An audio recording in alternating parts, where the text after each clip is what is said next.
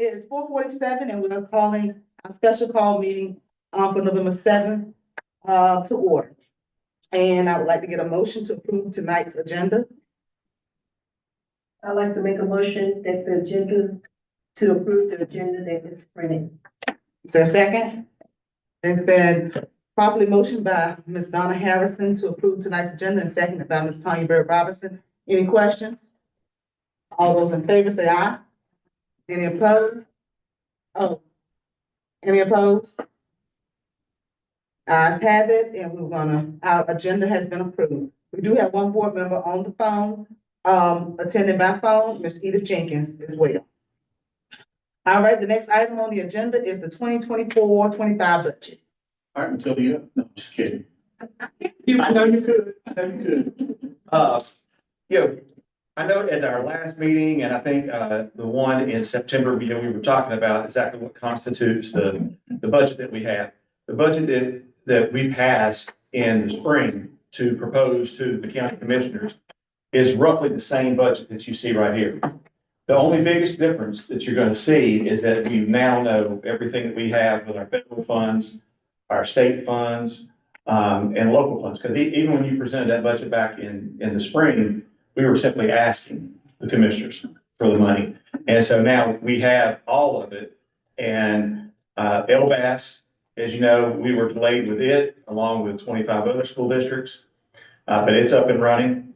And so what we did is we went in and we plugged folks in, sure things up, because now we know exactly how much money that we have. One of the things that was concerned for districts everywhere was, the people that were being paid out of the ESSER funds, and what are we going to do? I know that there are some positions that we did not keep. A lot of districts were like that, but what you have before you is a list that shows you did not by name, but by position. We have 3 teaching positions, a custodial position, PR, operations director, a district-wide instructional coordinator, instructional technology director, a teacher assistant in our exceptional children's department, 50% of the federal programs director, and administrative assistant in the EC department by 50%. And then the AIG coordinator, 50%. All of those things were being covered by one of the ESSER funds in previous years. These were either absorbed in state, federal, or local. And so you can see that that's more than the 5 that I said when we were meeting, but we went back and wanted to double check to make sure that we had all those listed on there, because, it is important, because when we take folks on to our budget, it's going to be something that's a reoccurring expense. And, so that's why we're always very judicious about if we see an increase in dollar allotments. A lot of times the increase is more so to cover the benefits that go along with it, rather than actual increase in salaries, unless the General Assembly came across with it.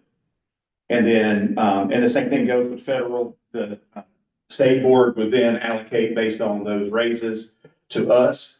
But again, it's the dollar amount piece. But I don't know if you have any particular questions, because, one of the reasons that you see the RVAC teachers listed there is because your other 3 schools are in Restart. And the Restart formula is based on about $9,800 and some change, and you multiply it by the number of kids that are enrolled in the elementary, middle, and high school. And then that's how much money I've got to transfer from the different line items into that one code. It's a benefit for us, because what we can do, we can pay like electric bills that we typically would pay out of local, we can pay it out of Restart. And now we're getting more people hired rather than subs. And so that's going to give us a much clearer picture for the last half of this school year for Restart, which will allow us to, if there's something that we can move from local, like if we can move, oh Lord, what was I thinking the other day?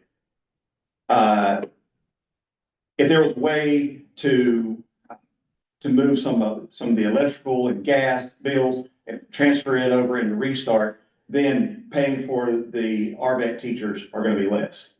We have one RVET teacher, but there'll be left one teaching position, as a position allotment. And so we do have one teacher being paid out of that. Whoever is the most expensive teacher at the early college is being paid out of the position allotment. And then the others are all being paid for out of the local there.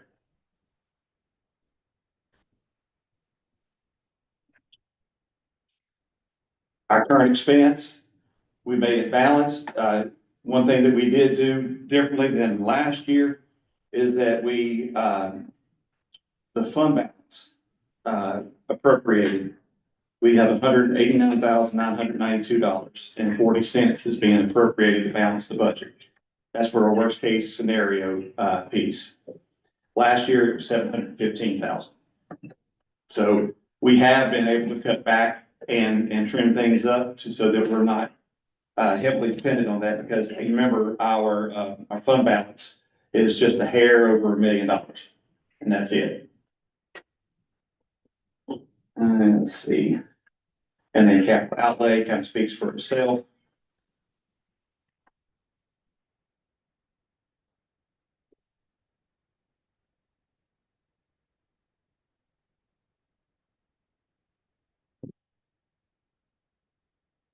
And then, we're one of the fortunate ones where we get to receive the, our 2.5 cent tax directly.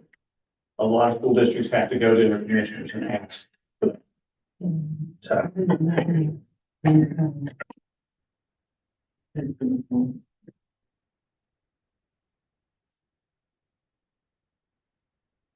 So really, the budget that you all saw in the spring, it's basically the same budget here, it's just shored up. And I was just curious to see, after you, looked at it and things, if there are any particular questions that you have. We try to identify where different positions are being paid for so that you can, so it's very clear in the supporting documents behind each section.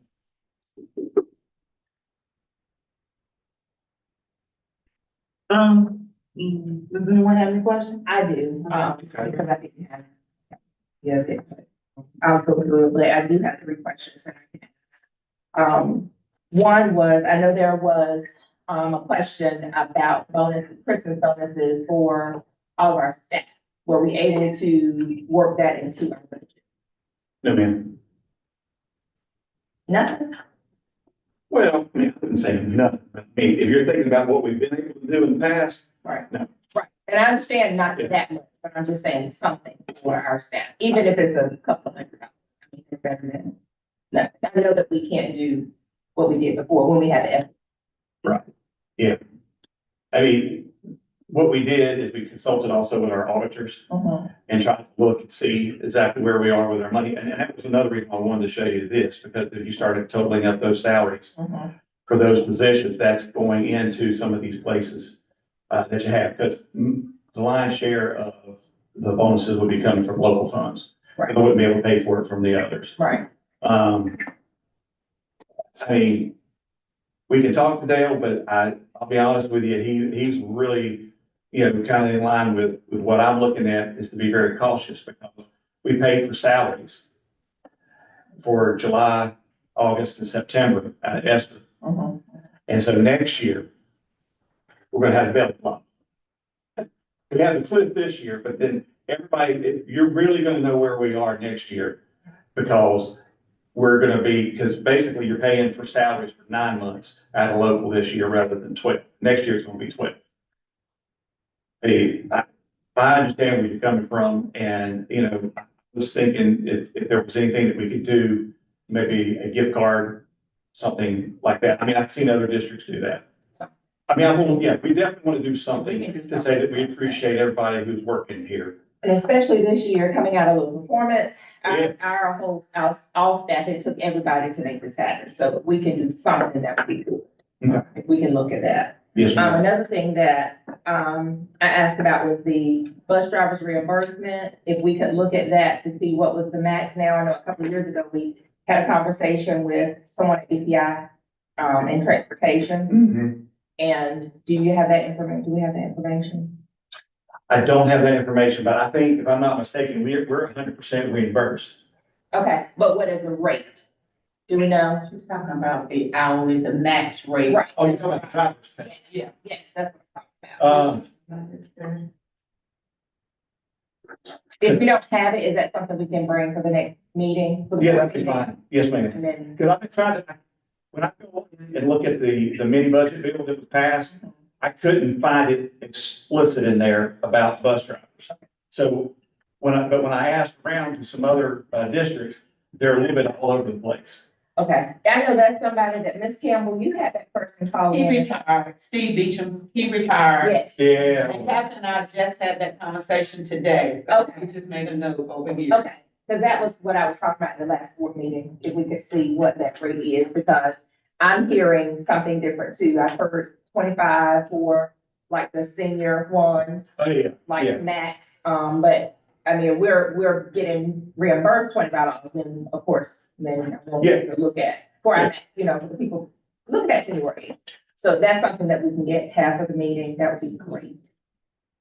You know, the only thing you have to be careful about when you start putting, when you put local dollars into the transportation formula, it changes how our reimbursement comes in. Mhm. So depending on how it's labeled in there, it could drop us from 100% efficiency. Right, but if we can just look and see what that really is, that would be. Sure. Right. And since I've never been in a district as a superintendent that was 100% efficient, Okay. it's nice to see one. Yeah.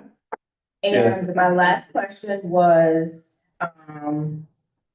do we have anything built into this budget for our staff members who are, students?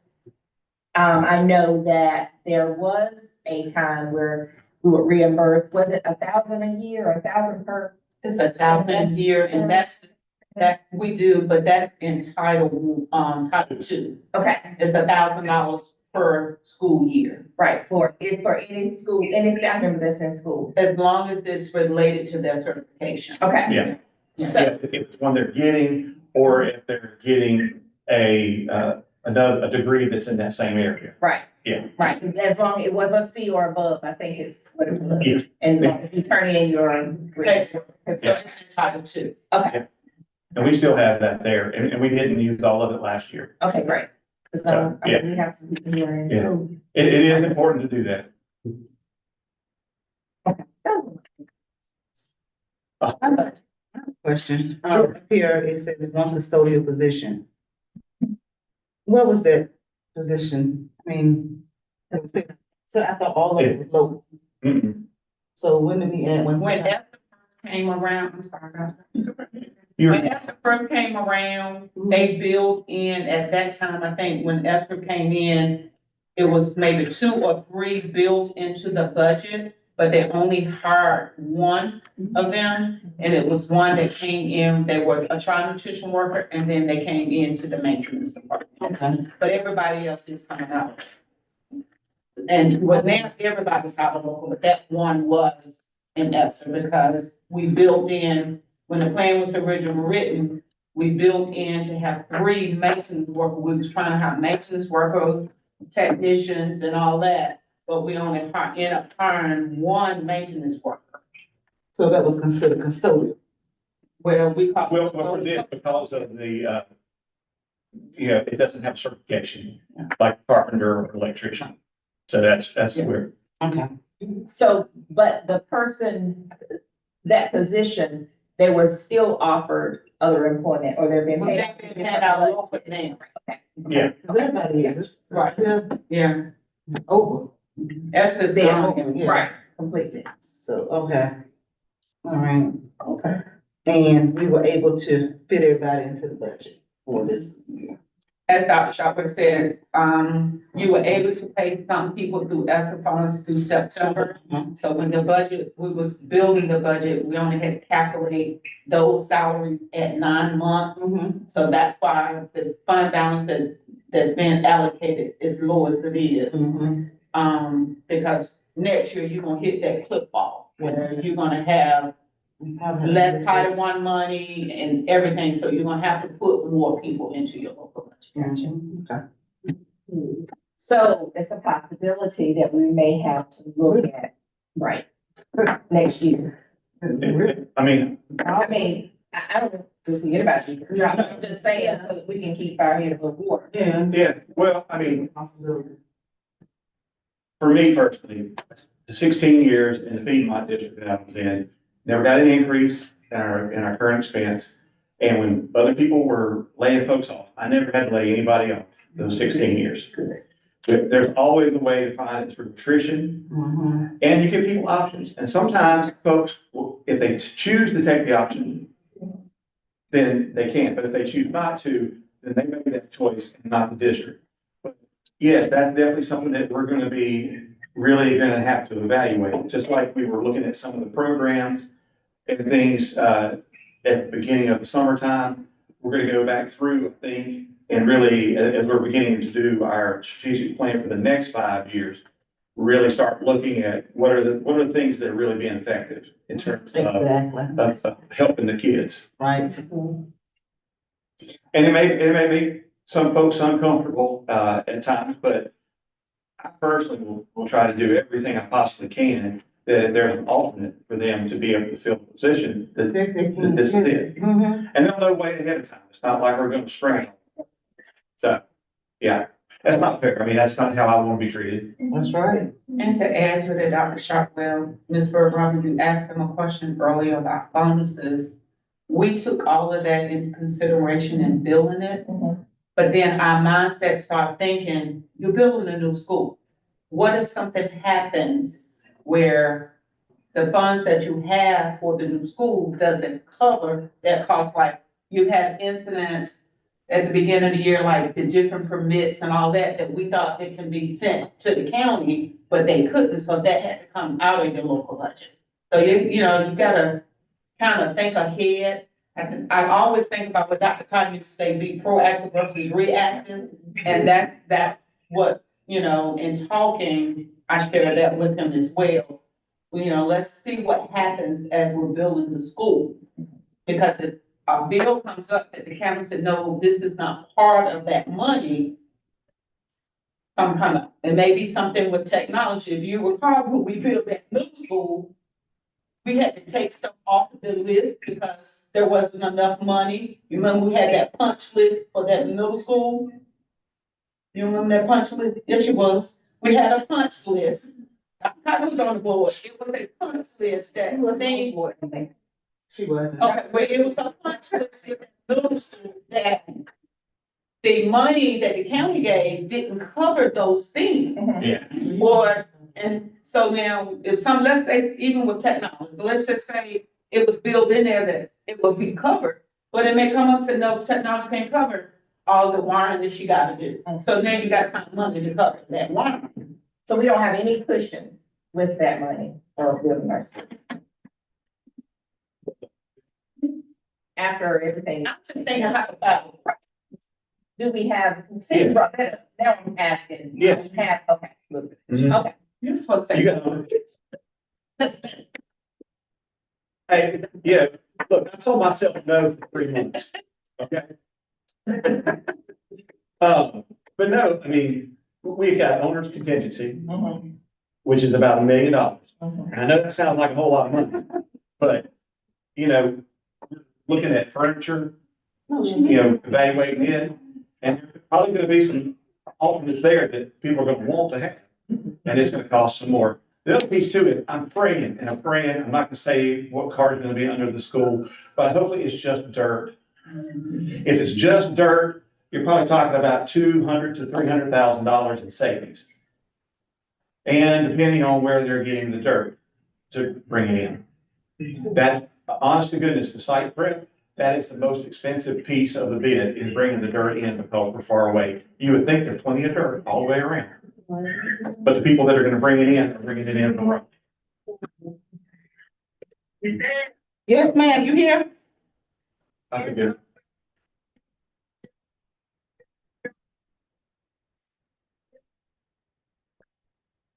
All right, then I'll talk to you then. All right.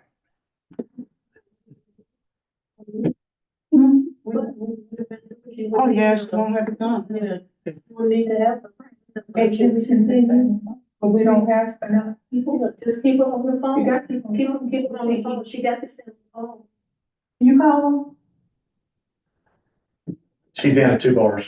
them?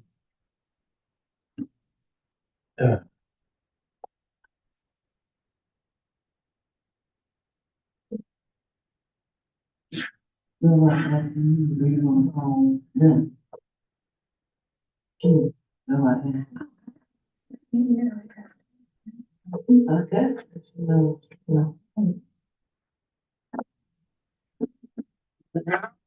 Ms. Jenkins, we need you to stay on the phone so we can stay with the meeting. But put your phone, On my truck phone, so I'm just getting up here at the yard here, and I just leave my truck here.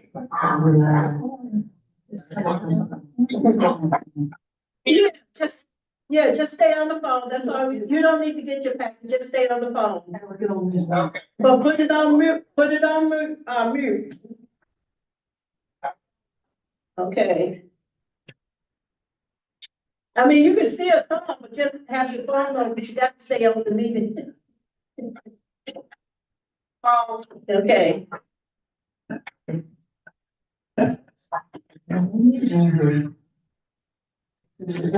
Okay. And then going back to the project too, there's also design contingency. There is one of the design, there's $200,000 in design contingency. And so Bernard and I are gonna be very specific about when we make any changes being made to,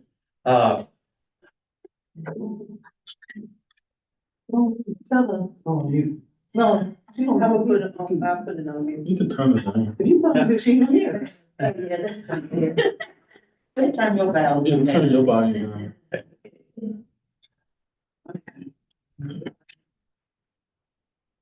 We good? all right. And then of course, the contract has a little bit of contingency in there too. And which will lead into our, discussion on number 4 when we get there about the sales tax refund and such. But I mean, I'm really feeling pretty good about the project coming along. I mean, I'll tell you, all the talking that we've been doing the last 7 months, I know y'all been talking about it a whole lot longer than that, but it is finally nice to see that they're getting ready to put the fence up, they're getting ready to do some things. You know, the building has been pretty much, cleared of everything in there. The power's being cut, the gas is being cut off, and, it's, yeah. And so they're gonna be doing abatement right now, so nobody needs, if you hear somebody wants to go over and sneak in the building, they don't need to do that, because they're abating asbestos. And we have worked out for our basketball teams to practice in the Ralph J. Bunch gym. So, but we're asking for them to come over on a bus so that to manage the traffic over there. Because football has started, you know, we can still see that it's causing a little bit of some issues over there at times. But that's what we're gonna do. And so, I mean, it's good. It's our gym. It gives them a chance to practice there and things, but we're not gonna be able to host any games there. Because really, it's Clancy and Thay's project right now. So everything that's gonna be inside there is gonna be tied to them. Their liability insurance along with ours, so. I was trying to think about, the other part of our budget is that, we're working hard with the Title I budget, working with the schools to make sure that we're using that at the max amount. Because again, they've kind of overlooked the carryovers that a lot of districts have had the last few years because they knew that we had ESSER. And they wanted to make sure that North Carolina did not send any ESSER money back as much as we could help it. But, when we start coming and talking to you guys in the summer, you're only looking at about 15% carryover for Title I. Okay.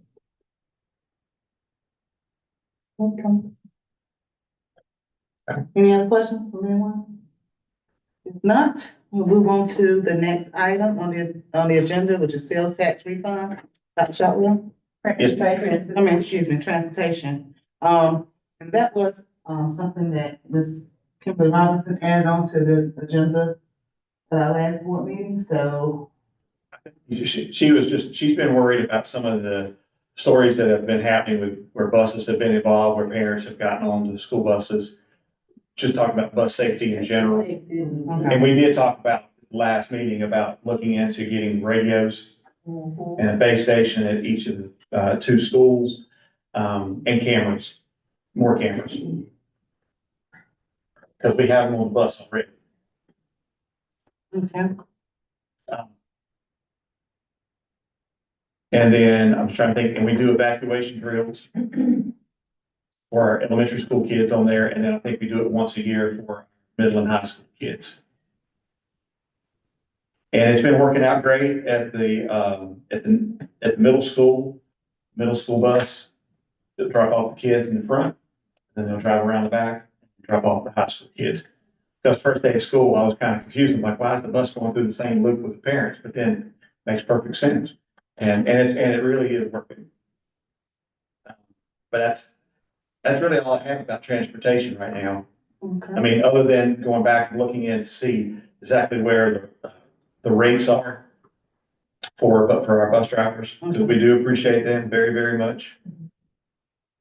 All right, next item is sales tax refund. Yes, ma'am.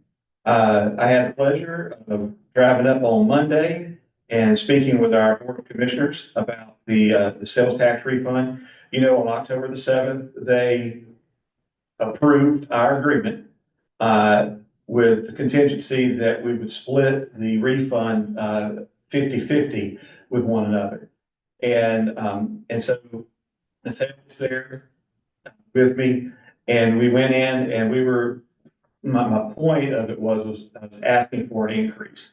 As much as we'd love to have 100% of it, we were kind of proposing the idea of like a 10 to 15% administrative fee for them to kind of recoup not only the cost of handling that money, but also the other 65 million for the project itself. It's something that, you know, to cover what they're having to do there during this period of time. We were asked lots of questions about, you know, the project. They talked again about having skin in the game, and I have a much better, clearer picture of what they mean by that. You know, this is something that neither board 3 months ago knew it was going to happen. My point was that one of the alternates that we have, and that was in the email that I sent you all, was I feel very strong about the generator and about us serving our community and serving others.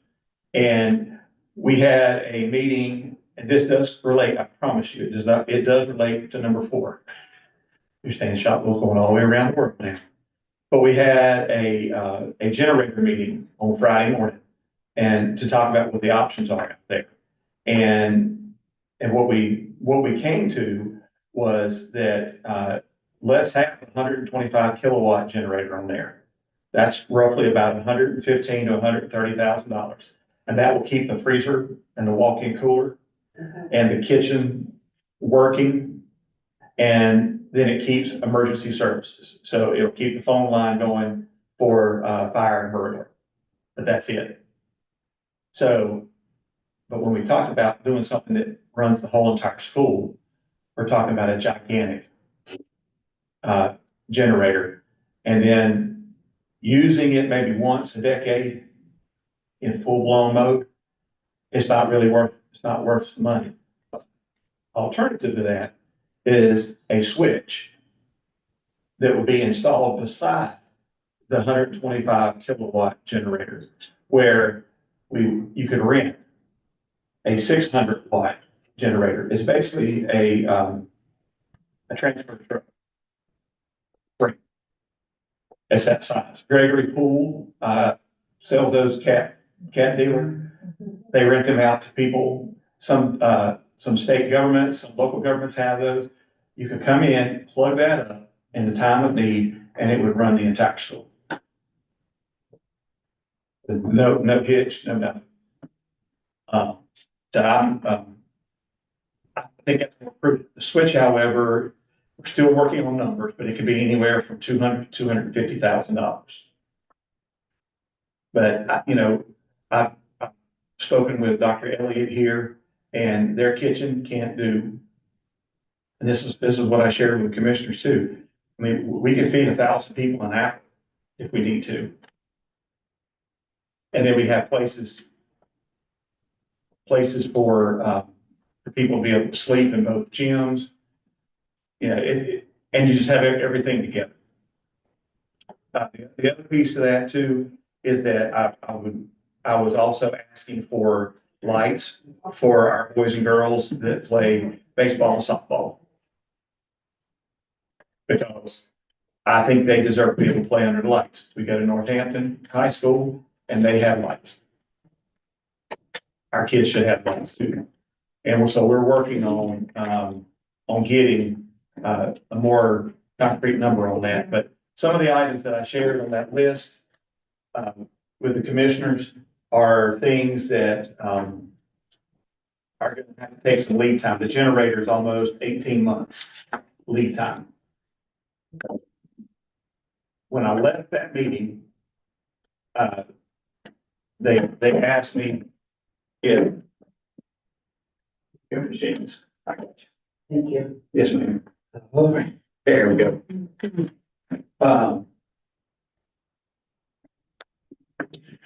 They didn't take a vote. And Chairman Bryan, he said, could we have time to think about it? And I did say, if it means that there's a less chance of saying no, yes, please. And so I told him, I said, really, if you could have a decision sometime in the next 4 weeks, it would really help us out.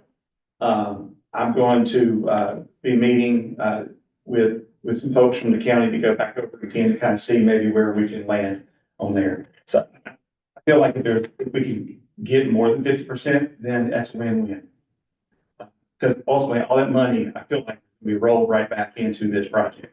And if it's not, again, that money, the way the agreement was addressed, was that it has to be, we initiate, but both boards have to approve the projects. I just think it would give us some flexibility. I would love to come back up here in 2027 and see the boys and girls playing under the lights out here. Imagine, I made the point. I said since 1960, our kids have played baseball under the lights.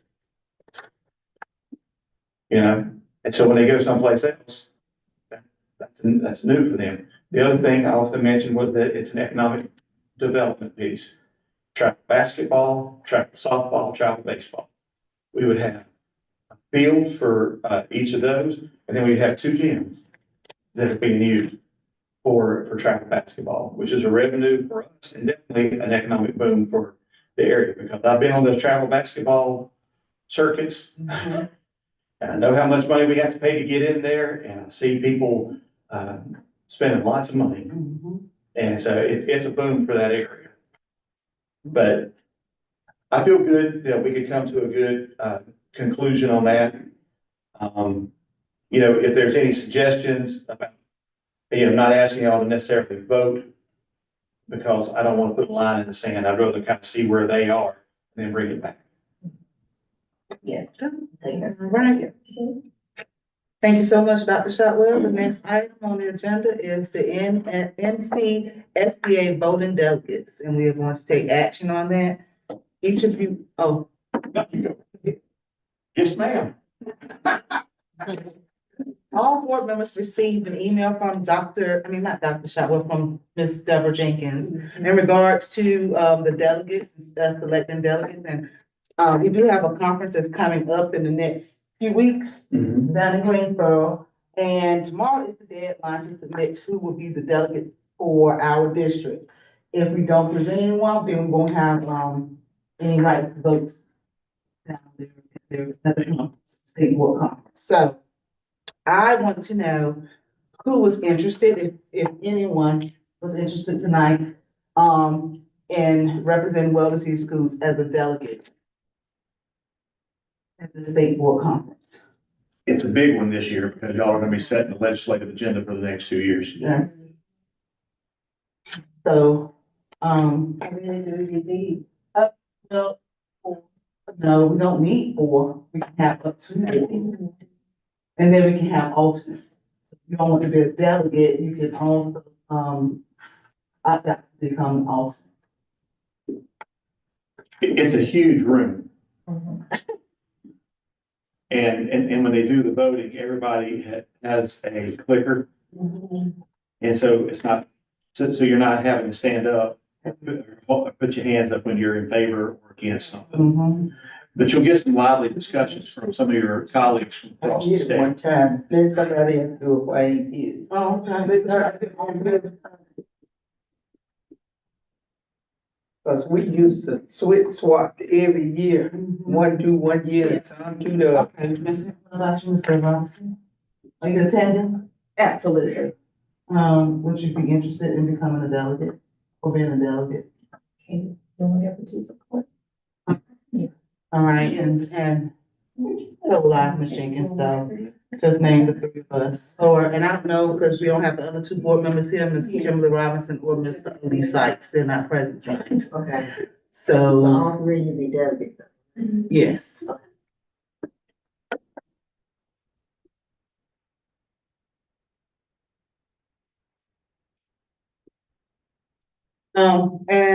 So the three, Ms. Donna Harrison, Ms. Bert Robinson, and Ms. Tiffany Hale have said they will be delegates for Weldon City Schools at the North Carolina State Board Conference. Can I get a motion? Make a motion to. Okay, it's been motioned by Ms. Jenkins, the second. Second by Ms. Donna Harrison to approve the three delegates that were, named on tonight. Are there any questions? All those in favor, please say aye. Any opposed? None, that is approved unanimously. Any other questions from anyone? If not, can I get a motion to adjourn? I was just gonna ask, since Ms. Jenkins is here now, about the possible day for groundbreaking. If November 26th is the Tuesday before Thanksgiving. I should hear back from, Ms. Deaton tomorrow about the commissioners. But she didn't, but she said the county doesn't have anything going on that particular day. Talking about doing it maybe around 10 o'clock that morning. Can we do it a little later? I have a meeting. Ma'am, I have a standing meeting at And that's on the. Tuesday mornings. Can we do it a little later? That's not 11. sure. Tuesday. Well, now, Tuesday. can you make it, Ms. Jenkins? And it's the day, the Tuesday before Thanksgiving. I think so. Okay. All right, and can I get a motion to adjourn? Well, you have a motion on the table and on the floor, right? Okay. I had motion. Just been motion by Ms. Burt Robinson and seconded by Ms. Donna Harrison to adjourn tonight's meeting. Are there any questions? If not, can I get your usual voter sign of aye? Aye. Any opposed? Ayes have it, and we are officially adjourned at 5:26.